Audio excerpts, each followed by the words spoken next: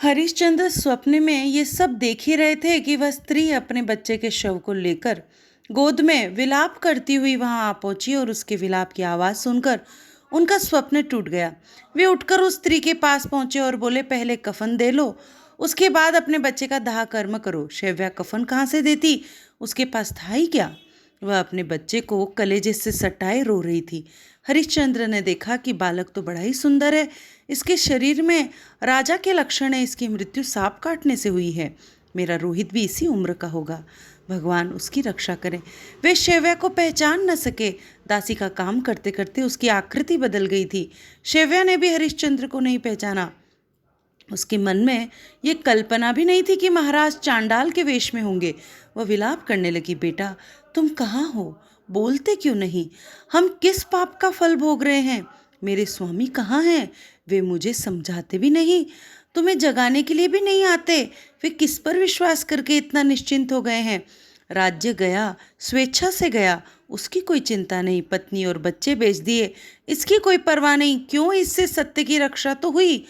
परंतु सम्राट का पुत्र, राजर्षि हरिश्चंद्र का पुत्र आज अग्नि संस्कार के लिए शमशान पर आया है और उसके शरीर पर कफन तक नहीं। क्या इस बात का उन्हें पता है। शैव्या विलाप कर रही थी और हरिश्चंद्र के कानों में उसकी आवाज जा रही थी। अब उन्होंने शैव्या को पहचान लिया। अरे ये शैव्या है, मेरा रोहित मर गया। ये कहते हुए हरिश्चंद्र जमीन पर गिर पड़े। कुछ ही क्षणों में हरिश्चंद्र को चेतना आई और वे विलाप करने लगे, बेटा कुमार, तुम्हें शव के रूप में देखकर मेरा कलेजा फट क्यों नहीं जाता। तुम पिताजी पिताजी कहते हुए मेरी गोद में दौड़ आते थे, मेरे हृदय से सट जाते थे, अब तुम कहाँ चले गए। तुम धूल भले शरीर से आकर मेरे कपड़ों को मैला कर देते थे, मुझे कितना आनंद आता था। बेटा मैं अधम हूँ, मैंने तुम्हें एक तिनके के समान बेच दिया, परंतु तुम्हें तो इतना निष्ठुर न होना चाहिए था।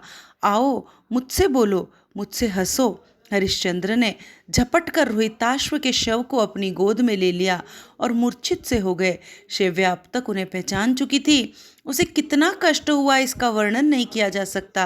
राजा ने संभल कर शैव्या के पूछने पर अपनी सब कथा कह सुनाई और बतलाया कि मैं पराधीन हूँ, चांडाल का सेवक हूँ, मेरा काम है कफन लेना, मैं अब अपने जीवन का प्रयोजन नहीं देखता। मैं रोहित के साथ ही चिता में जलकर मर जाता, परंतु चांडाल की आज्ञा लिए बिना यदि मैं अग्नि में प्रवेश कर जाऊं तो मुझे दूसरे जन्म में भी चांडाल ही होना पड़ेगा। आत्महत्या के पाप से मुझे बड़े भयंकर नरक में जाना पड़ेगा। इसलिए भगवान जैसे रखें वैसे ही प्रसन्नता से रहना ही ठीक जचता है। शैव्या ने कहा, स्वामिन मेरा जीवन ही किस काम का है, आप मेरे पास नहीं, रोहित था वह भी चला गया, अब किसके लिए जीऊं। परंतु मैं ब्राह्मण की दासी हूँ ना, उनकी आज्ञा के बिना मुझे भी मरने का अधिकार नहीं है। यही बड़ा अच्छा है कि पुत्र के दाह संस्कार के समय आप उपस्थित हैं। अब हरिश्चंद्र के सामने एक कठिन कर्तव्य आया। नियम था कि इस मरघट पर जो जलाया जाए, हरिश्चंद्र उसका कफन अवश्य लें। आज यदि हरिश्चंद्र अपने पुत्र की मृत्यु तथा पत्नी के संताप के कारण इस कर्तव्य से विचलित हो जाते हैं तो उनकी धार्मिकता अधूरी ही रह जाती है। वे पुत्र शोक से चाहे जितने व्यथित क्यों न हो, आज वे पिता नहीं हैं, चांडाल के सेवक हैं, वे जरा भी विचलित नहीं हुए। उन्होंने कहा, शैव्य पहले कफन देकर फिर अग्नि संस्कार करो। शैव्या ने कहा, स्वामिन आप तो देखते ही हैं मेरे पास क्या है, मैं कहाँ से वस्त्र दे सकती हूँ। परंतु हरिश्चंद्र ने उसकी एक न सुनी। शैव्या ने कहा, यही एक साड़ी मेरे पास है, मैं इसमें से आधा फाड़ कर दे देती हूँ और आधे से अपनी लज्जा निवारण करूँगी। हरिश्चंद्र ने स्वीकार कर लिया। परीक्षा की हद हो गई। हरिश्चंद्र की कर्तव्य परायणता पूरी हो गई। वे पीताम्बरधारी भगवान श्री कृष्ण के चिंतन में मग्न हो गए। शैव्या ने अपनी साड़ी फाड़ने के लिए हाथ लगाया। उसी समय आकाश प्रकाश से भर गया और बड़ी ही गंभीर ध्वनि सुनाई पड़ी, महाराज हरिश्चंद्र आप धन्य हैं, आपका दान धन्य है, आपकी धीरता धन्य है, आपकी वीरता धन्य है, उदार धीर और वीर पुरुषों के आप आदर्श हैं। फूलों की वर्षा होने लगी। भगवान नारायण, ब्रह्मा, इंद्र, धर्म, लोकपाल, सिद्ध, गंधर्व, रुद्र सबके सब हरिश्चंद्र के सामने प्रकट हो गए। हरिश्चंद्र ने आश्चर्यचकित होकर सबको प्रणाम किया और कहा, अपलक आंखों से भगवान की ओर देखने लगे। धर्म ने कहा, बस बस, तुम्हारी कर्तव्य परायणता की सीमा हो गई।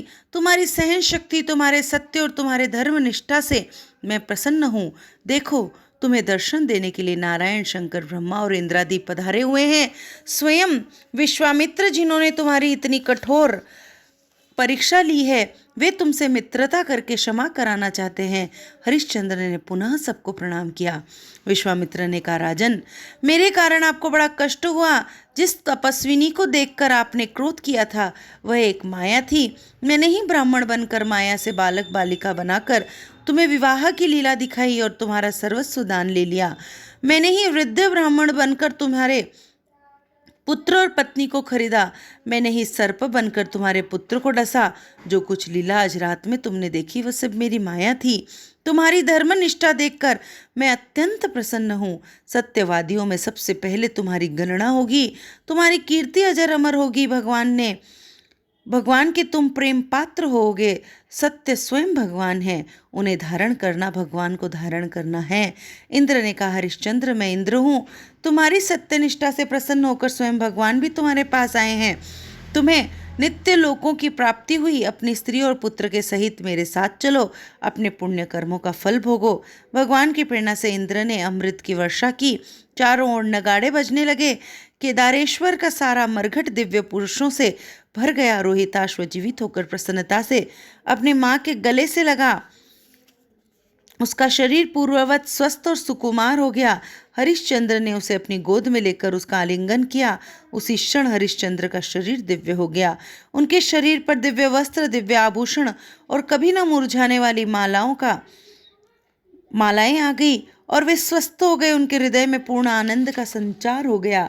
शिव्या भी दिव्य वस्त्राभूषणों से सुसज्जित होकर रोहिताश्व के साथ हरिश्चंद्र के पास खड़ी हो गई। भगवान चुपचाप सब देख रहे थे। चुप क्या थे, सब देवताओं के शरीर में प्रवेश करके हरिश्चंद्र का सम्मान कर रहे थे। इंद्र ने हरिश्चंद्र से कहा, अपनी पत्नी और पुत्र के साथ तुम्हें सद्गति प्राप्त हुई। अब मेरे साथ विमान पर आरोहण करो। हरिश्चंद्र ने कहा, देवराज, मेरे स्वामी तो चांडाल राज हैं। उनकी आज्ञा के बिना मैं स्वर्ग नहीं जा सकता। हरिश्चंद्र की बात सुनकर धर्म ने बड़ी विनम्रता से कहा, हरिश्चंद्र, मुझे मालूम था कि आपको विश्वामित्र की परीक्षा में बहुत से कष्ट उठाने पड़ेंगे, इसलिए मैंने ही चांडाल का वेश धारण किया और आपके सामने ढिठाई की। वह चांडाल कोई दूसरा चांडाल नहीं, मैं ही था। अब अनुमति लेने की अपेक्षा नहीं। इंद्र ने हरिश्चंद्र से पुनः प्रार्थना की कि आप स्वर्ग में चलें। हरिश्चंद्र ने इंद्र को नमस्कार करके कहा, देवराज, आप मुझ पर प्रसन्न हैं, इसलिए नम्रता के साथ मैं आपसे एक निवेदन करता हूँ। अयोध्या के लोग मेरे वियोग से कितने शोकाकुल हैं, यह बात आपसे छिपी नहीं। उन्हें छोड़कर मैं स्वर्ग कैसे जा सकता हूँ? जो मेरे प्रेमी हैं, मेरे आश्रित हैं, मेरे सेवक हैं, उन्हें छोड़कर मैं स्वर्ग सुख नहीं चाहता। यदि वे सब मेरे साथ स्वर्ग चलेंगे तो मैं भी उनके साथ स्वर्ग में जा सकता हूँ। यदि वे सब नरक में जाएंगे, मैं भी नरक में जाऊंगा। इंद्र ने कहा, सब लोगों के अपने अपने कर्म भिन्न होते हैं। उनके पाप पुण्य का फल दूसरा है, आपके सुकृत का फल दूसरा है। सबके साथ एक ही प्रकार का भोग कैसे प्राप्त कर सकते हैं?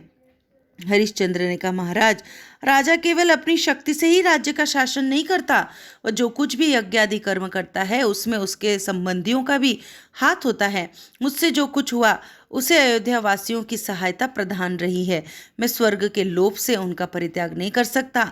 देवराज, इसलिए मैं आपसे प्रार्थना करता हूँ कि जो कुछ मैंने दान, जप आदि सुकर्म किए हों, उसमें सबका बराबर हिस्सा हो जाए। यदि मैं अपने कर्मों का फल अकेले ही भोगता तो बहुत दिनों तक भोगता, परंतु आपकी कृपा से उनके साथ यदि मैं एक दिन भी उनका फल भोग सकूं तो मुझे बड़ा ही आनंद होगा। भगवान की ऐसी ही लीला थी। भक्त की अभिलाषा भला कब अपूर्ण रह सकती है? इंद्र ने कहा, ऐसा ही होगा। भगवान अंतर्धान हो गए। इंद्र और विश्वामित्र ने पृथ्वी से लेकर इंद्रलोक तक विमानों की पंक्तियां लगा दी। उन लोगों ने अयोध्या में जाकर रोहिताश्व को हरिश्चंद्र के राज्य सिंहासन पर अभिषिक्त किया और राजा के साथ वहां के सब लोगों को हष्ट पुष्ट करके सबको पत्नी, पुत्र, सेवक एवं संबंधियों के साथ स्वर्ग में ले गए। मार्ग में एक विमान से दूसरे विमान पर चढ़ते हुए स्वर्ग की अतुल संपत्ति देखते हुए प्रजाजनों के हृदय आनंद से भर गए। वे हरिश्चंद्र के आभार से लद गए। हरिश्चंद्र जैसे दुख के समय भगवान का स्मरण करते थे, वैसे ही सुख के समय भी भगवान के स्मरण में लीन थे। उस समय दैत्यों के आचार्य शुक्राचार्य गायन कर रहे थे कि हरिश्चंद्र के समान राजा कोई न हुआ न होगा। जो दुखी पुरुष उनकी कथा सुनेगा उसे बड़ा सुख प्राप्त होगा। स्वर्ग चाहने वाला स्वर्ग पाएगा, पत्नी चाहने वाला पत्नी पाएगा, पुत्र चाहने वाला पुत्र और राज्य चाहने वाला राज्य पाएगा। सहन शक्ति की महिमा अनिर्वचनीय है। दान के महान फल का वर्णन नहीं किया जा सकता। जिससे हरिश्चंद्र को अमरावती की प्राप्ति हुई, वे इंद्र हो गए। सत्यव्रत का फल केवल इंद्रत्व की प्राप्ति अथवा स्वर्ग की ही प्राप्ति नहीं है, उसका फल तो है भगवान की अनंत प्रसन्नता। सो हरिश्चंद्र को प्राप्त हो गई। इससे अधिक उनके महत्व का और वर्णन ही क्या किया जा सकता है। भगवान की कृपा से उनके सत्य व्रत का संसार में विस्तार हो और सब लोग सत्य प्रेमी बने। बोलो सत्य भगवान की जय हो। नारायण नारायण नारायण।